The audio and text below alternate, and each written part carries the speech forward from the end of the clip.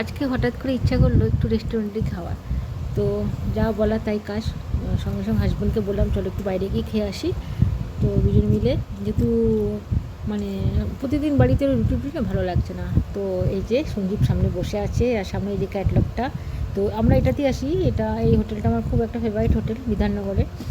তো প্রথমে দিয়েছে যে চিকেন শোরমা, তার সাথে দিয়েছে একটা রায়তা, আর এখানে দিয়েছে অল্প পেঁয়াজ।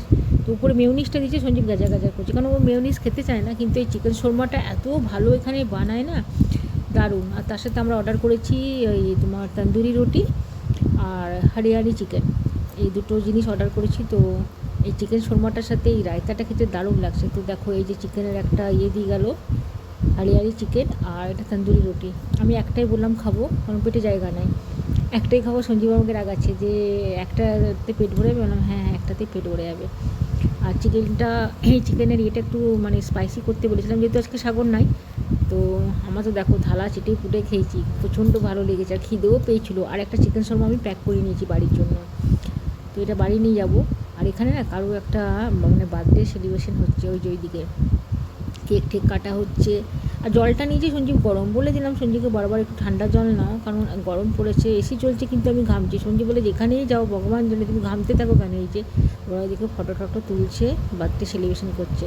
হোটেলটা আমার খুব ভালো লাগে, একটু নিরিবিলি আর ভিতরটা বেশ শান্ত পরিবেশ। আমাদের বাড়ি থেকে একদম কাছে যেহেতু, সেহেতু টুক করে যখনই ইচ্ছা হয় তো এটাতে চলে আসে। এখানকার খাবার এটাও বেশ ভালো। তো জলটা দিয়ে গেছে গরম, খেয়ে কিন্তু একটু পোষালো না, বাইরে বেরিয়ে ঠান্ডা জল নিতে হবে।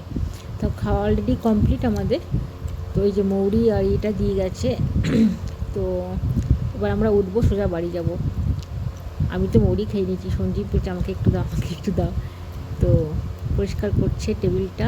আর এদিকে আমাদের বিল দড়ি দিয়ে গেছে, তো বিলটা দিয়ে জাস্ট এবার আমরা উঠবো, এটা সোজা যাব বাড়ি।